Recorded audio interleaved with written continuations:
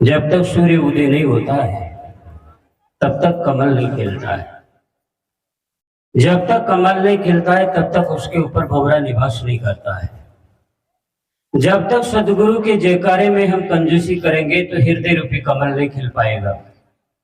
और जब तक हृदय रूपी कमल नहीं खिलेगा तो इन गुरुजनों का ज्ञान हमारे हृदय में प्रवेश नहीं होगा। प्रेम से बोलो श्री सदगुरु देव की, संत समाज की। ध्यान मूलम गुरु मूर्ति, पूजा मूलम गुरु पदम, मंत्र मूलम गुरुर्वाक्यम, मोक्ष मूलम गुरु कृपा। परम पूज्य आचार्य देव जी हमारे व्यक्तित्व की पोषक अर्चनीय वंदनीय संत गुरुजन, संत सेवालीन आत्मीय प्रिय बंधुओं, ममता में माताओं, साहिब जी का आदेश है एक भजन पहले आंख के बीच में रखूं। उठो सोने वालों जगाने वाला आ गया, उठो सोने वालों जगाने वाला आ गया, ज्ञान की खुमारी चढ़ाने वाला आ गया, ज्ञान की खुमारी चढ़ाने वाला आ गया। उठो सोने वालों जगाने वाला आ गया, उठो सोने वालों जगाने वाला आ गया, उठो सोने वालों जगाने ज्ञान की खुमारी चढ़ाने वाला आ गया, ज्ञान की खुमारी चढ़ाने वाला। धर्म वाले अज्ञानी संसारी जीवों को, धर्म वाले अज्ञानी संसार जीवों को, छुपे हुए राम को बताने वाला आ गया, छुपे हुए राम को बताने वाला आ गया। उठो सोने वाला जगाने वाला आ गया, उठो सोने वाला जगाने ज्ञान की खुमारी चढ़ाने वाला आ गया, ज्ञान की खुमारी चढ़ाने वाला गया।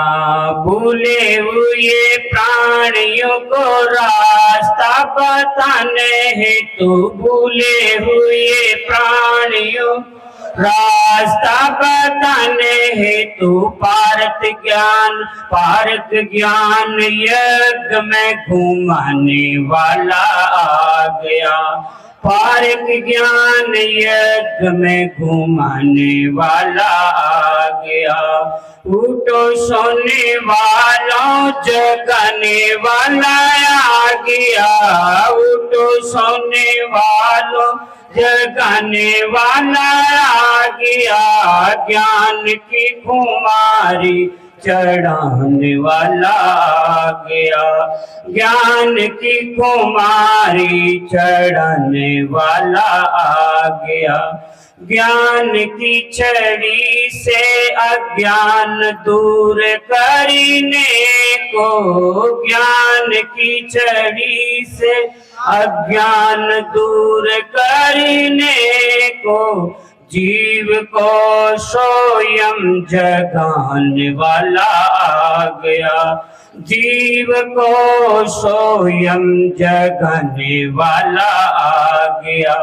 उठो सोने वालों जगाने वाला आ गया, उठो सोने वालों जगाने वाला आ गया, ज्ञान की कुमारी चढ़ाने वाला आ गया, ज्ञान की कुमारी चढ़ाने वाला दया दृष्टि डाल करके जीवों पर सदगुरु जी, दया दृष्टि डाल करके जीवों पर सदगुरु जी 84 का बंधन छुड़ाने वाला आ गया, 84 का बंधन छुड़ाने वाला आ गया।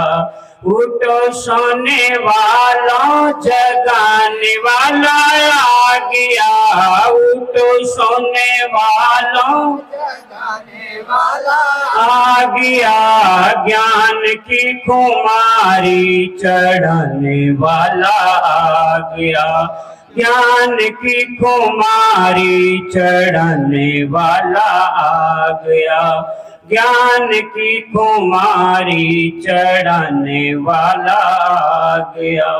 उठिए करिए अर्पण तन मन गुरु जी के चरणों में, उठिए करिए अर्पण तन मन गुरु जी के चरणों में, ज्योति को ज्योत से जगाने वाला आ गया, ज्योति को ज्योत से जगाने वाला आ गया। उठो सोने वालों जगाने वाला आ गया, उठो सोने वालों जगाने वाला आ गया, ज्ञान की कुमारी चढ़ाने वाला आ गया, ज्ञान की कुमारी चढ़ाने वाला आ गया, ज्ञान की कुमारी चढ़ाने वाला आ गया। बोलो सद्गुरुदेव की जय हो। जीवन में दुखों का कारण क्या है? दुखों का निवारण सब चाहते हैं। मैं पूछना चाहता हूं कि दुखों का कारण है क्या? सब निवारण चाहते हैं। और सच पूछो तो आदमी हृदय से सुख नहीं चाहता है, शांति नहीं चाहता है। अगर शांति चाहता तो जीवन में अशांति का काम कभी भी नहीं करता। भले ऊपर से शांति का नाम रटता हो, लेकिन भीतर से आदमी अशांति का ही काम किया करता है। और जीवन में देखो, जब तक आप कारण नहीं समझोगे तब तक दुखों का निवारण नहीं होगा। पहले गुरुजनों से समझो दुखों का कारण, तब होगा आपके दुखों का निवारण।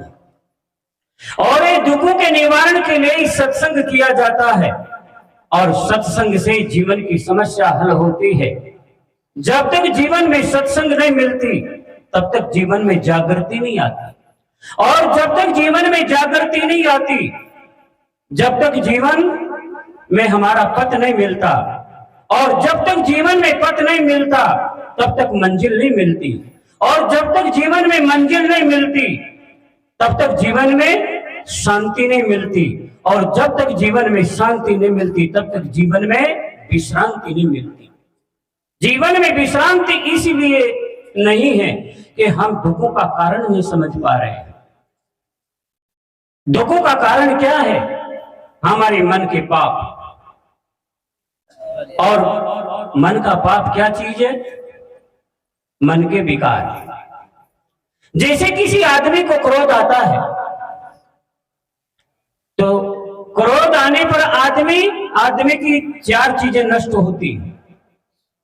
सबसे पहले आदमी का भाव खराब होता है, भाव बिगड़ता है, और दूसरे नंबर में मनुष्य का मस्तिष्क खराब हो जाता है। तीसरे नंबर में मनुष्य की आकृति भी बिगड़ जाती है। अगर किसी के प्रति को क्रोध आए तो मोबाइल निकाल करके फोटो खींच लेना, और जब उसका क्रोध शांत हो जाए तब उसको बताना कि श्रीमान जी आपका फोटो है या भूत का फोटो है। एक विकार अगर किसी के ऊपर हावी हो जाता है, मैं पूछना चाहता हूं कि आप क्रोध करके जीवन में सुख चाहते हैं। क्यों? दुखों का कारण आप समझे ही नहीं। जो आदमी क्रोध करके और सुख चाहता है, मैं पूछना चाहता हूं कि उस व्यक्ति को जीवन में कभी भी सुख मिलेगा? क्योंकि दुखों का कारण नहीं समझ पाया है। और आज से नहीं, अनादिकाल की जगत में हम ऐसा ही करते चले आए हैं। दुखों का कारण नहीं समझा, इसीलिए अज्ञान देह धारण करते हुए अज्ञान योनियों में भटकते भटकते इस मनुष्य जीवन में आते हैं। और फिर भी जीवन में भूल ये कर जाते हैं कि दुखों का कारण नहीं समझ पाते हैं। तो जीवन में क्रोध से सुख मिलता है क्या? सोचिए आप। जैसे आप सवेरे सवेरे कोई चूल्हा जलाते हो या कुछ घास जलाते हो या कुछ भी तापते हो, तब आप तिल्ली जलाते हो। जब तिल्ली जलाते हो तो पहले तिल्ली जलकर के समाप्त होती है, और उसके पश्चात फिर दूसरी ईंधन को या लकड़ी को या घास को जलाती है। याद रखना, आप अगर क्रोध करोगे तो पहले खुद ही उसमें जलोगे, उसमें भुन जाओगे। क्रोध करके आदमी का जीवन जीने का सिलसिला है वो उल्टा है, इसलिए जीवन में शांति नहीं मिलती। इसीलिए जीवन जीने का सिलसिला अगर आदमी के जीवन में ठीक ठीक आ जाए तो आदमी का जीवन ठीक हो जाए। क्रोध करके कोई आदमी सुखी होगा? क्रोध से जीवन में समस्या हल नहीं होती। क्रोध से जीवन में समस्या और समस्या से समस्या बढ़ जाती है। आप क्रोध करके और जीवन की समस्या हल करना चाहते हैं, ये जीवन का तौर तरीका ही, ये ढंग ही गलत है। मुझे एक उदाहरण याद आया। एक किसान था, ज्यादा क्रोध किया करता था। स्नान करने गया और स्नान करके जब घर लौटा तो धोती को सुखाया। देखो, क्रोधी आदमी की क्रोध करने से कितनी समस्या बढ़ती है। आप भी इस सत्संग से ये संकल्प लेके जाना कि क्रोध करने से कभी भी जीवन में शांति और समस्या हल नहीं होती। जीवन में क्रोध का त्याग करने से, क्रोध को शमन करने से ही जीवन में सुख और शांति का प्रादुर्भाव होता है। तो जैसे वो आया और धोती को सुखाया तो हवा के वेग से नीचे गिर गई, तो गुस्सा आ गया कि बेईमान कहीं के नीचे गिर गई। अब कोई धोती, कोई चेतन है, जिंदा जागता प्राणी है जो समझेगी, पर क्या करे, क्रोध के वशीभूत आदमी न जाने कहां कहां क्रोध कर बैठता है। तो किसी प्रकार से अपने आप को संभाला और फिर धोती को धो के फिर तार पर डाला, फिर गिर गई, तो फिर क्रोध और ज्यादा बढ़ गया। और जब आदमी के जीवन में क्रोध बढ़ता है तो उसकी बुद्धि भ्रमित होती है, और भ्रमित बुद्धि कभी भी सही डिसीजन नहीं लेती है, कभी सही निर्णय नहीं लेती है। जब क्रोध बढ़ा तो फिर उसको किसी प्रकार से संभाला और फिर धोया, फिर डाला, फिर गिर गई, तो क्रोध की सीमा नहीं रही। लड़का से कहा कि जा रे डंडा लेके आ, तो डंडा लाया और उसको ऐसे हटा और 2-4 उस पे मारा। पानी निकलने का नाला था, उसमें ठूस दिया। बदमाश कहीं के लिए तुमने बहुत परेशान किया। अब धोती थी एक गई, अब क्या करें? देखो, क्रोध से जीवन में कितनी समस्या हल होती है। बंधु, ये तो एक विकार है, अनंत विकार है, तो हमारी क्या स्थिति होती होगी। अब जब वो उसमें टूस दिया तो पत्नी के पास आया और कहा कि मुझे भोजन रखो जल्दी। आप जानते हैं कि क्रोध में जब आदमी हो तो अपने आप को संभाल लो। जब पति को क्रोध आ जाए तो पत्नी को पानी बन जाना चाहिए, और जब पत्नी अंगारा बन जाए तो पति को जलधार बन जाना चाहिए। तभी जीवन की समस्या हल होगी, वरना जीवन की समस्या हल कभी भी नहीं होगी। हम उल्टे तरीके से, उल्टे सिलसिले से जीवन का समाधान चाहते हैं। जीवन का तौर तरीका ढंग ही गलत है। तो पत्नी ने भी देखा भाई ये क्रोध में है तो संभालना चाहिए ना, सोच लेना चाहिए कि इसके मोबाइल में बैलेंस नहीं है, बैलेंस बिगड़ा हुआ है।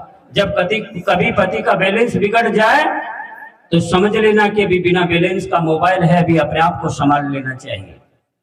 देख लो उसके चेहरे को। तो उसने भी कह दिया कि भी सवेरे सवेरे कहां भोजन बन गया, सवेरे सवेरे मैंने बच्चों को टिफिन बनाया हूँ, स्कूल भेजा हूँ, पोछा लगाया हूँ, सब कुछ किया हूँ, भोजन भोजन करते हो तो गुस्सा में तो था ही। उठाया डंडा और कमर में 2-4 दे मारा, और जैसे 2-4 मारी तो पत्नी गुस्सा खा करके और चली गई अंदर। बहुत बड़ा मकान था। देखो जीवन में क्रोध से कैसी समस्या, कितनी समस्या बढ़ती है। पत्नी को गुस्सा आया, बहुत लंबा मकान था, बीच में टटिया बांध ले रहा, आधा आधा सामान बांट लिया, बेईमान तू ही बनाना और तू ही खाना, मेरे को तुमने बिना कारण मारा है, अब तू ही बना और तू ही खा। अब मरता क्या करता, पति ने सोचा चलो अपनी बनाते हैं। तो मैंने कहा था कि क्रोध में आदमी की बुद्धि भ्रमित रहती और भ्रमित बुद्धि कभी भी सही निर्णय नहीं देती। जैसे ही गया किचन में, किचन का दरवाजा था नीचा, और जैसे दरवाजा नीचा था, क्रोध में जैसे ही गया तो टकरा गया। जैसे ही टकरा गया, कुल्हाड़ी को उठाया और धीरे धीरे दरवाजा को बराबर कर दिया। फिर बेईमान इन्होंने भी बड़ा परेशान किया, दरवाजा को काट डाला। अब जैसे ही आटा छाना और उसमें पानी डाला, चूल्हा जलाया, चूल्हा बुझ गया, फिर क्रोध बढ़ गया, फिर जलाया, फिर बुझ गया। तो उसमें ले ले तू कितना बुझेगा, ले उसमें पानी डाल दिया। अब क्या करें, चलो भाई फिर जलाएंगे। आटा में पानी डाला तो आटा में पानी ज्यादा डल गया। क्रोध में तो आदमी की बुद्धि काम की रहती है नहीं। पानी डाला तो ज्यादा पानी डल गया, ज्यादा पानी डल गया तो सोचा अब क्या करें, क्रोध बढ़ गया। क्रोध में गुस्सा आया तो वो घुला हुआ आटा को पी ले, आपको रोटी नहीं बनाऊंगा। अब घुले हुए आटा को जैसे पिया तो 3 दिन तक लेटरिन बंद हो गई। मैं पूछना चाहता हूं कि क्रोध करके जीवन में कभी भी समस्या हल होती है? नहीं होती। और पत्नी तो देखो बनाना जानती थी, क्योंकि अब पड़ोसी बन गई। बंधु याद रखो, क्रोध में दिल में दीवारें होती है, दिल में दीवारें बन जाती है। तो पत्नी एक तरफ अच्छा माल बना करके खाए, अब पति क्या करे, अब देख करके जले अंदर। कुछ अपनी गलती का एहसास भी हो कि वास्तव में मैंने इसको मारा है। 7 दिन हो गया, पति को ख्याल आया कि आखिर गलती तो मेरी ही थी। पत्नी की तरफ जाकर के देखता है तो उस दिन त्योहार था तो खूब पकवान बना रखा था। खीर पड़ी, मिश्री, मावा, गुलाब जामुन, आलू बड़ा, रसगुल्ला, समोसा, कचौरी, सरकना, कुसीलो, गाजरा, कलो, केरी, टमाटर, ग्वार, दाल, जार, मौकर का पापड़, सभी पकवान बना हुआ था। पति ने सोचा कि अगर इस मौका पर अगर एकता हो जाए तो 7 दिन का सल निकल जाए।